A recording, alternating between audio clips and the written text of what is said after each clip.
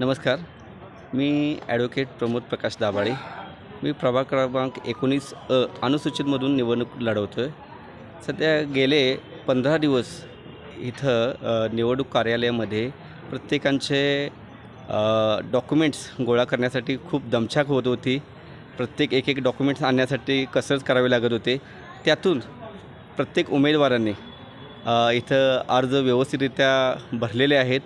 आज प्रत्येक उमेदवारांना आज छाननी असल्यामुळे खूप सुरुवातीपासूनच ते काही निकाल येतो आहे याचा विचार सगळे करत बसत होते.